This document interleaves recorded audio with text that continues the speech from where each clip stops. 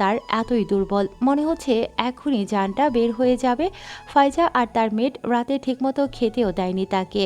আনিশার চোখ দিয়ে top top করে পানি পড়ছে। হঠাৎই স্টোর রুমের দরজাটা খুলে যায়।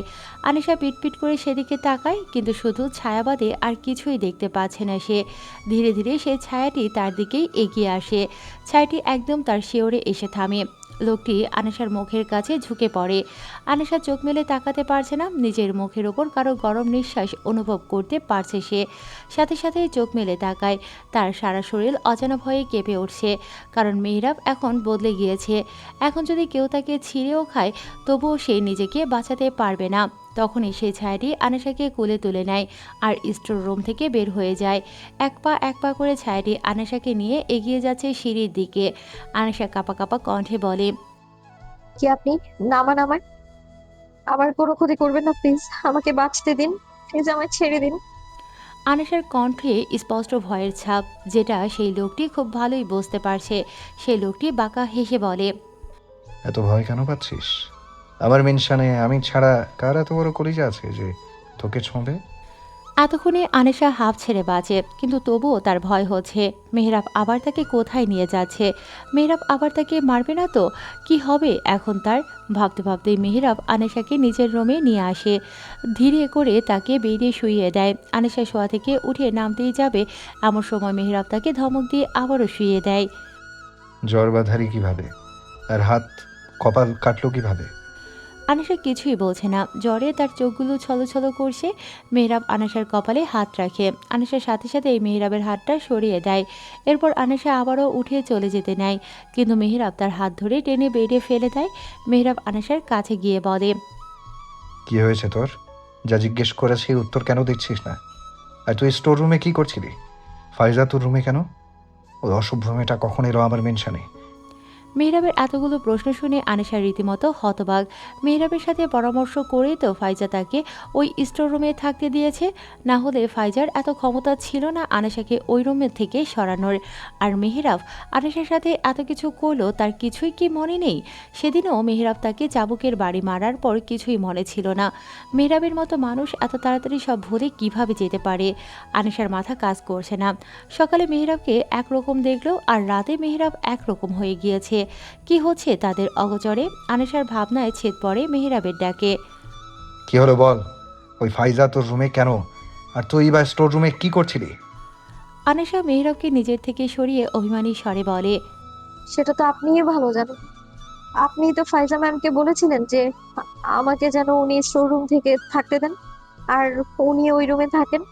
নিজে বলে এখন আমার নাটক করতে এসছেন। মেহরাব ভ্রু কুঁচকে আনিশার দিকে তাকিয়ে বলে, এক মিনিট, আমি কখন ওকে বলেছি ওই রুমে থাকতে? আর তুই ওকে ম্যাম কেন বলছিস? আনিশা অন্যদিকে মুখ ঘুরিয়ে বলে, উনি আপনার হবু বউ, ওনাকে সম্মান দিয়ে কথা বলতে হবে না? আর আমি চাই না আমার মতো রাস্তার মেয়ের জন্য আপনি এতটা ভাবুন। নিজের ব্যাপারে ভাবলেই বরং ভালো হবে। কথাগুলো বলতে গিয়েও আনিশার কণ্ঠনালী কাঁপছে। আনিশার চোখ বেয়ে তার অজান্তেই পানি পড়ছে। আনিশা নিজেকে সামলিয়ে আবারও উঠতে যায়, কিন্তু মেহরাব তাকে উঠতে না দিয়ে বলে, তোকে কি আমি যেতে বলেছি? আমার হাতটা ছাড়ুন। চুপচাপ এখানে শুয়ে থাক। আমার হাতটা ছাড়ুন মিস্টার মেহরাব। আনিশার মুখে নিজের নাম শুনে মেহেরাব বেশ চমকে যায়, কারণ এতগুলো দিনে সে আনিশার সাথে আছে, তবে একবারও আনিশা তার নাম মুখে নেয়নি। আর আজকে সেই মেয়েই তার নাম মুখে নিয়েছে। কি হলো? হাতটা ছাড়ছেন না কেন? মেহরাব নিজের ধ্যান থেকে বের হয়ে বলে, তোর পা যদি মাটিতে স্পর্শ হয়, তাহলে আজকে ওই পা আমি ভেঙে গুড়িয়ে দেব। আর তুই জানিস আমি যা বলি তাই করি। চুপচাপ শুয়ে থাক। আনিশা হঠাৎ করে চিৎকার করে ওঠে, জুতো মেরে গরুদান করতে এসেছেন এই রাতের বেলা? ও আমি তো ভুলেই গিয়েছিলাম। আমি তো আপনার রক্ষিতা। আমাকে তো রাতের বেলাই আপনার প্রয়োজন, তাই এখন দরদ দেখাতে এসেছেন? আনিশার কথায় মেহরাবের রেগে যাওয়ার কথা ছিল, কিন্তু আশ্চর্যের বিষয় হলো আজকে মেহরাব আনিশার কথায় একটু রাগ করছে না। মেহরাবকে চুপ থাকতে দেখে আনিশা নেমে যায়। বেড থেকে নামতেই মাথাটা চক্কর দিয়ে ওঠে আনিশার। জ্বরে গা পুড়ে যাচ্ছে। এত জ্বর নিয়ে তো মাথা ঘুরবেই। আনিশা পড়ে যেতে নিলেই মেহরাব তাকে নিজের বাহুডোরে আবদ্ধ করে নেয়। মেহরাব গম্ভীর স্বরে বলে, বলেছিলাম না বেড থেকে পা নামাবি না? আমার একটা কথাও তুই শুনিস না। যেটা বলবো সবসময় তার উল্টোটা করতে হবে তোকে। বলেই মেহরাব আনেশাকে কোলে তুলে নেয়। এরপর আবারও তাকে বেডে শুইয়ে দেয়। মেহরাব উঠে গিয়ে ফার্স্ট এড বক্স থেকে প্যারাসিটামল নিয়ে আসে আনেশার জন্য। আনেশাকে উঠিয়ে নিজের বুকের সাথে হেলান দিয়ে বসায় আর পানি দিয়ে ওষুধটা মুখে পুড়ে দেয়। ওষুধটা খাওয়ার কিছুক্ষণের মধ্যেই আনেশার শরীরটা কেমন যেন গুলিয়ে ওঠে। আনেশা মেহরাবকে ধাক্কা দিয়ে নিজের থেকে সরিয়ে বেড থেকে নামতে গিয়ে পড়ে যায় আর ওইখানেই বমি করতে শুরু করে। মেহরাব তাড়াতাড়ি বেড থেকে নেমে আনেশার কাছে গিয়ে তাকে ধরে। খালি পেটে থাকায় বমি করতেও কষ্ট হচ্ছে। বমি করতে করতে গলা চিরে গিয়েছে বেচারির। বেশ অনেকক্ষণ পর আনেশার বমি বন্ধ হয়। আনেশা একদম নেতিয়ে গিয়েছে। গায়ের তাপমাত্রাটা আবারও বাড়ছে। আর বাড়বে নাই বা কেন, ওষুধ তো বমি করে সব বের করে দিয়েছে। মেহরাব আনেশাকে কোলে নিয়ে ওয়াশরুমে গিয়ে ফ্রেশ করিয়ে আনে। এরপর আবারও শুইয়ে দেয়। নিচে গিয়ে একজন মেয়েটকে ডাকে কিছু হালকা পাতলা খাবার বানিয়ে দেওয়ার জন্য। আর তার রুমে নিয়ে গিয়ে যেই জায়গায় আনেশা বমি করেছে সেই জায়গাটা পরিষ্কার করতে। একজন মেড গিয়ে মেহরাবের রুমটা ক্লিন করে নিয়ে আসে আর অন্যজন তাড়াতাড়ি করে এক বাটি স্যুপ বানিয়ে দেয়। মেহরাব স্যুপের বাটিটা নিয়ে রুমে আসে। আনেশাকে তুলে আবারও নিজের বুকের সাথে ঠেস দিয়ে বসিয়ে খুব যত্নের সাথে স্যুপটা খাইয়ে দেয়। স্যুপ খাওয়ানো শেষে মুখ মুছিয়ে দিয়ে আবারও ওষুধ খাইয়ে দেয় মেহরাব। আনেশার শরীরটা এতই দুর্বল লাগছে যে চোখ তুলে তাকাতে পারছে না সে। মেহরাব ব্ল্যাঙ্কেটটা আনেশার গায়ে ভালো করে টেনে দিয়ে মাথায় হাত বোলাতে বোলাতে বলে, আমি মাথায় হাত বুলিয়ে দিচ্ছি, ভালো মেয়ের মতো ঘুমিয়ে পড়। আনেশা জ্বরের ঘোরেই ক্ষীণস্বরে বলতে শুরু করে, আমি আমি আমি চাই আপনি আমাকে ঘৃণা করুন, এতটাই ঘৃণা করুন যেন আমি মরে গেলেও আমার নিথর দেহটার দিকে আপনার তাকাতে ইচ্ছে না করে। ভালোবাসার যন্ত্রণাদায়ক, খুব পোড়া এই ভালোবাসা। আমি চাই না আপনি আমাকে ভালোবাসুন, কারণ আমি আমি আপনাকে কষ্ট পেতে দেখতে পারবো না। মেহরাব আনাসার কথা শুনে একদম থমকে যায়। আনাসার কাঁদতে কাঁদতে কথাগুলো বলছে। মেহরাবের খুব কষ্ট হচ্ছে আনাসার মুখে এমন কথা শুনে। তার চোখের সামনে সব ঘোলাটে হয়ে আসে। মেহরাব নিজের চোখ ডলে মুখটা আনাসার কানের কাছে নিয়ে মাথায় হাত বোলাতে বোলাতে স্লো ভয়েসে বলে, আনা, তোকে না আমি বলেছি এই ধরনের কথা কখনো বলবি না? তাও কেন বলছিস? আমার ভালো লাগে না এইসব কথা শুনতে। চুপ করে থাক, এসব কথা আর কখনোই বলবি না। মেহরাবের কথা আনাসার কানে গেল কিনা সেটা মেহরাবের জানা নেই, কারণ ইতিমধ্যেই আনিশা ভারী ভারী নিঃশ্বাস ফেলছে। মেহরাব উঠে বসে। আনিশার মাথায় হাত বোলাতে বোলাতে মেহরাবের চোখ জোড়া আবারও ঝাপসা হয়ে আসে। তার বুকের ভেতরটা থেকে থেকে খালি কেঁপে উঠছে। খালি মনে হচ্ছে আনিশা যদি তার কাছে না থাকে তাহলে সে কিভাবে থাকবে। একটা সেকেন্ড আনিশাকে না দেখলে তার বুকের ভেতরটা কেমন ছটফট করে, দম বন্ধ হয়ে আসে। না না, সে আনিশাকে কিছুতেই ছাড়তে পারবে না। তার জন্য তাকে যা যা করা লাগবে তাই করবে। হঠাৎই আনিশা চিৎকার দিয়ে ওঠে, যার ফলে মেহরাব নিজের ভাবনার জগৎ থেকে বের হয়ে আসে। মেহরাব চোখ মুছে আনিশার কাছে যায়। আনিশা বাচ্চাদের মতো কাঁদতে কাঁদতে বলে, হাতে খুব ব্যথা করছে, জ্বালা করছে আমার হাতে। আনিশা জ্বরের ঘোরেই বলেছে। মেহরাব তাড়াতাড়ি করে আনিশার কাটা হাতটা নিজের হাতের মাঝে নিয়ে দেখতে পায় ব্যান্ডেজ করা জায়গাটা রক্তে ভিজে গিয়েছে। মেহরাব তাড়াতাড়ি করে ফার্স্ট এড বক্সটা নিয়ে এসে পুরোনো ব্যান্ডেজটা খুলে বায়োডিন লাগিয়ে পরিষ্কার করে নতুন করে ব্যান্ডেজ করে দেয়। তারপর হাতের ওপর আলতো করে ঠোঁট ছোঁয়ায়, কিন্তু কেন এটা করলো সেটা সে নিজেও জানে না। মেহরাব পরম যত্নে আনিশার চোখের পানিগুলো মুছে দিয়ে হাতটা ধীরে ধীরে করে তার বুকের ওপর রেখে নিজের ল্যাপটপ নিয়ে বসে। মেহরাবের পুরো ম্যানশনে সিসিটিভি ক্যামেরা লাগানো আছে, শুধু কিচেন, ওয়াশরুম আর স্টোর রুম বাদে। মেহরাব প্রথমেই স্টোর রুমের সামনের সিসিটিভি ফুটেজটা চেক করে, কারণ আনিশাকে সে স্টোর রুমেই পেয়েছিল। সিসিটিভি ফুটেজে দেখা যায় ফাইজার সেই মেয়েড আনিশাকে নিয়ে গিয়ে স্টোর রুমে ধাক্কা মেরে ফেলে দিয়ে দরজা বন্ধ করে দাঁড়িয়ে দাঁড়িয়ে হাসে। কিছুক্ষণ পর ফাইজাও সেখানে আসে আর সেও হাসতে থাকে। তাদেরকে হাসতে দেখে মেহরাবের মেজাজটাও গরম হয়ে যায়। এইটুকু দেখেই মেহরাবের মেজাজ গরম হয়ে যাচ্ছে, তাহলে বাকিটা দেখলে সে যে কি করবে। ফাইজা যে মেয়েটিকে ওষুধ দিয়েছিল সেটা সে লুকিয়ে লুকিয়ে দিয়েছিল, কারণ ফাইজা খুব ভালো করেই জানে এখানে একটা সিসি ক্যামেরা আছে। তাই মেহরাব দেখতে পায়নি যে ফাইজা একটা ওষুধের প্যাকেট মেয়েটকে দিয়েছিল। এরপর স্টোর রুমের দরজা খুলে ফাইজা ভেতরে প্রবেশ করে। কিছুক্ষণ পর ফাইজা বের হয়ে আসার পর মেয়েটি রুমে প্রবেশ করে। মেয়েদের প্রবেশ করার কিছুক্ষণ পর আনিশা রক্তাক্ত হাত নিয়ে কাঁদতে কাঁদতে স্টোর রুম থেকে বের হয়। কিচেনে কোনো সিসিটিভি ক্যামেরা না থাকলেও কিচেনের বাইরে ডাইনিং এরিয়াতে আছে, যেখানে মেহরাব দেখতে পায় আনিশা কফি ট্রেটা নিয়ে আসার সময় সেই মেয়েটি পা দিয়ে আনিশাকে ফেলে দেয়। ফলে আনিশা পড়ে যায় আর কাপ দুইটা ভেঙে টুকরো টুকরো হয়ে যায়। আনিশা টুকরোগুলো ট্রেতে ওঠাচ্ছে, মেয়েটি তখন ফাইজাকে ডাকতে থাকে। ফাইজা এসে কিছু কথা আনিশাকে বলে, যেগুলো মেহরাবও শুনতে পায়। কথাগুলো শুনে আনিশা কাছে। হঠাৎ করেই ফাইজা আনিশার হাতের উপর পা দিয়ে কাপের টুকরোগুলোর উপর চেপে ধরে। এটা দেখে তো মেহরাব আর নিজেকে ঠিক রাখতে পারে না, রাগে গজগজ করছে সে। তবুও পুরো ঘটনাটা সে দেখে। মেহরাব যে আনিশার সাথে কি কি করেছে সেটাও সে দেখতে পায়। তবে আশ্চর্যের বিষয় হলো মেহরাবের এগুলোর কোনো কিছুই মনে পড়ছে না। মেহরাব মনে করার চেষ্টা করছে, কিন্তু তার কিছুই মনে পড়ছে না। তাই এত কিছু না ভেবে মেহরাব এবার ল্যাপটপটা বন্ধ করে কাভার থেকে নিজের সেই চাবুকটা বের করে তাড়াতাড়ি রুমের দরজা খুলে বের হয়ে যায় সেই রুমে যেখানে এখন ফাইজা আছে। ফাইজার মেয়েট তার মাথায় বরফ দিয়ে দিয়েছে। কিছুক্ষণ আগের কথা, মেহরাবের জ্ঞান ফেরার পর সে উঠে আনিশার রুমের দিকে পা বাড়ায়, কারণ আনিশাকে ছাড়া তার ঘুম আসে না। আনিশাকে আনতেই সে তার রুমে যায়। তবে আনিশার রুমটা ভেতর থেকে লক ছিল, তাই মেহরাব চাবি এনে রুমের দরজা খুলে বেডের কাছে যেতেই দেখতে পায় ফাইজা ঘুমোচ্ছে। ফাইজাকে দেখে তো মেহরাবের পায়ের রক্ত মাথায় উঠে যায়। সে দেরি না করে ঘুমন্ত ফাইজার হাত ধরে টেনে তুলে নিচে ফেলে দেয় আর বলে, এই মেয়ে, তুমি এখানে কেন? আমার আনা কোথায়? ঘুমের মধ্যে হঠাৎ এমন হওয়ায় ফাইজার সারা শরীর থরথর করে কাঁপছে। চোখ ডলে মেহরাবের দিকে তাকাতেই ফাইজা তো ভয়ে ততস্থ হয়ে গিয়েছে। কাঁপা কাঁপা গলায় বলে, মেহরাব, তুমি? এই, তোমাকে আমি কি জিজ্ঞেস করলাম? আনা কোথায়? ফাইজা আমতা আমতা করে বলে, আমি আমি কিভাবে জানবো ওই মেয়ে কোথায় আছে? মেহরাব এবার রেগে গিয়ে ফাইজার চুলের মুঠি ধরে দাঁড় করিয়ে বলে, তাহলে তুই কি করছিস এই রুমে? বল, আমার আনা কোথায়? কোথায় রেখে যে এসেছিস ওকে? বল, না হলে কিন্তু আজকেই তোকে জানে মেরে ফেলবো। ফাইজা এবার ভয়ে ভয়ে বলে, স্টোর রুমে আসে ওই মেয়েটা। মেহরাব তাড়াতাড়ি ফাইজাকে ধাক্কা দিয়ে স্টোর রুমের দিকে পা বাড়ায়। ধাক্কা দেওয়ার ফলে ফাইজা পড়ে যায় আর বেডের কোণায় তার মাথাটা টোকা লাগে। রক্ত না বের হলেও জায়গাটা বেশ খানিকটা ফুলে গিয়েছে। ম্যাম, ব্যথা কি কমেছে? না, এত জোরে ধাক্কা মেরেছো, মনে হচ্ছে মাথাটা ফেটে গিয়েছে। তখনই মেহরাব রুমে প্রবেশ করে, হাতে সেই চাবুকটা। মেহরাবের চোখগুলো রাগে লাল বর্ণ ধারণ করেছে, কপালের রগগুলো ফুলে উঠেছে। মেহরাবের এমন রূপ দেখে ফাইজা আর তার মেট দুজনেই অন্তরাত্মা কেঁপে উঠেছে। মেট ফাইজার কানের কাছে গিয়ে বলে, ম্যাম, স্যার আবার কিছু জেনে দেননি তো? কি জানি বাবা, এত রেগে কেন আছে?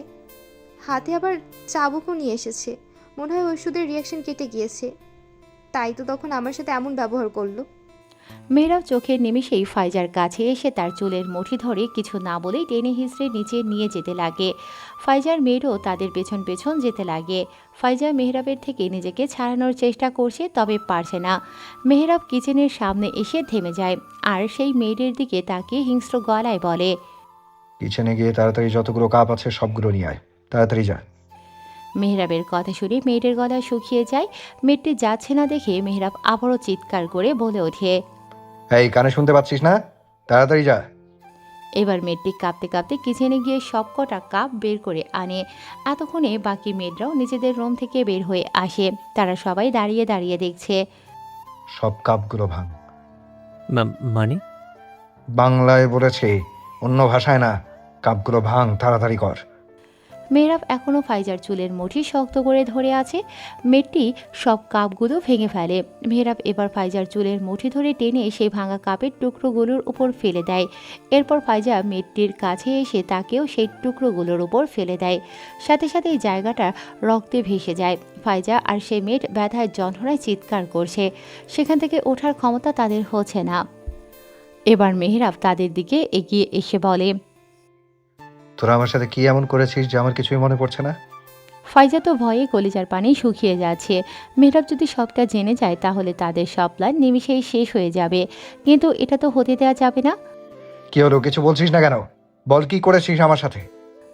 মেহরাবের চিৎকার শুনে সেখানে উপস্থিত থাকা সকল মেয়েট ভয়ে গুটিয়ে যায়। ফাইজাও ভয়ে কোনো কথাই বলতে পারছে না, আর কথা বলবেই বা কিভাবে, নড়তেও তো পারছে না সে। কারণ নড়লেই আবার ভাঙা কাপের টুকরোগুলো গেঁথে যাবে তার শরীরে। সেখান থেকে ওঠার শক্তিটুকুও পাচ্ছে না। মেহরাব এবার ফাইজার হাতের কাছে এসে হাতটা কাপের টুকরোর ওপর নিয়ে নিজের পা দিয়ে চেপে ধরে আর বলে, আমাকে কেন কষ্ট দিয়েছিস তুই বল? তোকে না আমি বলেছিলাম আনার থেকে দূরে থাকবি? তোকে তো আমি এটাও বলেছিলাম যে আমার মেনশনে আনা আসবি না, তাও কেন এলি? মেহরাব এত জোরে ফাইজার হাতের উপর পাটা চেপে ধরেছে যে মনে হচ্ছে কাপের টুকরোগুলো মাংস ভেদ করে হাড় অবধি পৌঁছিয়ে যাবে। ফাইজা কাঁদতে কাঁদতে বলে, মেহরাব, ছেড়ে দাও, দাও আমাকে, প্লিজ মেহরাব, ছেড়ে দাও, লাগছে আমার। মেহরাব ফাইজার সামনে হাঁটু গেড়ে বসে আর বলেই মেহরাব একজন মেয়েদের দিকে তাকিয়ে বলে, ওই মেয়েদের হাতটা কাপের টুকরোর উপর চেপে ধরো।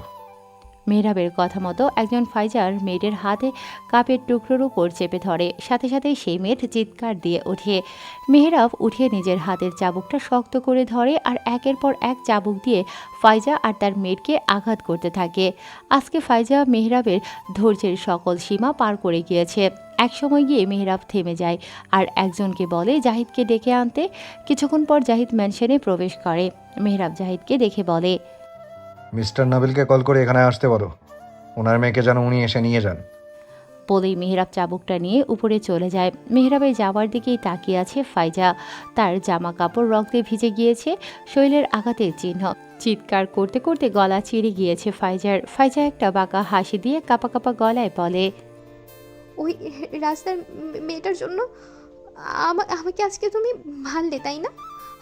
আমার ওপর প্রতিশোধ তুলতে। আমি আমি তোমাকে মন থেকে ভালোবেসেছিলাম, কিন্তু তুমি তুমি আমাকে আঘাত করেছো। তুমি তুমি আমার ভালোবাসাকে মূল্য দাওনি। তুমি তো জানো না এর ফল ঠিক কতটা খারাপ হবে। আমি সব ভুলে আবারও তো তোমার কাছে ফিরতে চেয়েছিলাম, কিন্তু তুমি তুমি সেটা হতে দাওনি মেয়েরা। তোমাকে তো আমি শেষ করবই। আর তো তোমার ওই হানাকে তো আরো বেশি কষ্ট দেব। তোমাদের কাউকে আমি সুখে থাকতে দেব না। বলেই ফাইজা চোখ বুজে নেয়। কথাগুলো সে এতটাই ক্ষীণ স্বরে বলেছে যে কেউই শুনতে পায়নি। মেহরাব নিজের রুমে গিয়ে রক্তে মাখা চাবুকটা ওয়াশরুমের একটা বাস্কেটে রেখে দেয়। ফ্রেশ হয়ে ওয়াশরুম থেকে বের হয়ে বেডের দিকে তাকাতেই চোখ পড়ে আনেশার ওপর। কতটা নিষ্পাপ লাগছে তার আনাকে। আনেশাকে দেখেই তার মুখে ফুটে ওঠে এক চিলতে হাসি। সে দেরি না করেই আনেশার কাছে গিয়ে শুয়ে পড়ে। আনেশাকে নিজের সাথে মিশিয়ে নেয় মেহরাব। এমনভাবে মিশিয়ে নেয় যেন কেউই আনেশাকে তার বুক থেকে আলাদা করতে না পারে। মেহরাব, মেহরাব, এই মেহরাব, তোমাকে আমি ছাড়বো না।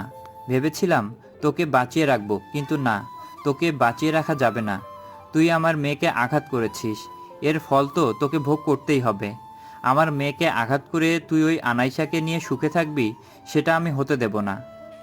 মিস্টার নাবিল চিৎকার করে কথাগুলো বলছেন আর রুমের সব জিনিসপত্র ভাঙচুর করছেন। নাবিল এখনও কিছুই জানে না, কারণ সে এখন দেশের বাইরে আছে। মিস্টার নাবিলই তাকে দেশের বাইরে পাঠিয়েছেন ড্রাগ স্মাগলিংয়ের জন্য। মিস্টার নাবিল নামকরা ডক্টর হলেও তার আর নাবিদের একটা 2 নম্বর ব্যবসা আছে, সেটা হলো নারী পাচার আর ড্রাগ স্মাগলিং, যেটা গোটা দুনিয়ার মানুষের অগোচরে। মিস্টার নাবিল সব ডিল ড্রাগ করেন আর নাবিদ ক্লায়েন্টের কাছে সেগুলো নিজ দায়িত্বে পৌঁছিয়ে দেয়। আর এই কাজের জন্যই নাবিদ গিয়েছে থাইল্যান্ড। আজকেই তার আসার কথা। ফারদিন ও এখন দেশে নেই, আর সে দেশে থাকেও না। কিছুদিনের জন্য ফ্যামিলির সাথে দেখা করতে এসেছিল। ফারদিন মিস্টার নাবিল আর নাবিদের ব্যাপারে থাকে না বলেই চলে। সে শুধু নিজের কাজ নিয়ে ব্যস্ত থাকে, এইসব দেখার সময়ই তার নেই। মিস্টার নাবিল ও তাই ছেলের সাথে সব কিছু শেয়ার করেন না। তার ছেলে বেশ সহজ সরল, আর মেহরাব তার বেস্ট ফ্রেন্ড। ফারদিন সব কিছু জানতে পারলে মেহরাবকে জানাতে তার 1 সেকেন্ডও সময় লাগবে না। তাদের সমস্ত প্ল্যান শুধু 3 জনের মধ্যেই আবদ্ধ, মিস্টার নাবিল, নাবিদ আর ফাইজা। এই 3 জন ছাড়া কেউই জানে না যে মেহরাবের পেছনে তারা ঠিক কী কলকাঠি নাড়ছে। মিস্টার নাবিল টেবিলের ওপর থেকে নিজের ফোনটা নিয়ে নাবিদের নম্বরে কল লাগায়। কিছুক্ষণ রিং হওয়ার পর নাবিদ ফোন রিসিভ করে। ফোনের অপর পাশ থেকে নাবিদ বলে, হ্যাঁ ভাই বলো। কখন আসবি তুই? এই তো গাড়িতে উঠেছি, একটু আগে ল্যান্ড করেছি। কেন, কি হয়েছে? যেই কাজটা আমাদের 2 মাস পরে করার কথা ছিল সেইটা আমি সামনের মাসেই করতে চাই। মানে? মানে এবার সময় এসে গিয়েছে মেহরাবের জীবনটা একেবারে ধ্বংস করার। ওর জীবন থেকে ওর সবচেয়ে প্রিয় জিনিসটা আমি কেড়ে নেব ওর থেকে। কিন্তু এত তাড়াতাড়ি কেন? আমাদের তো আরও দ্রুত কাজটা করতে হতো, তাই না ভাই?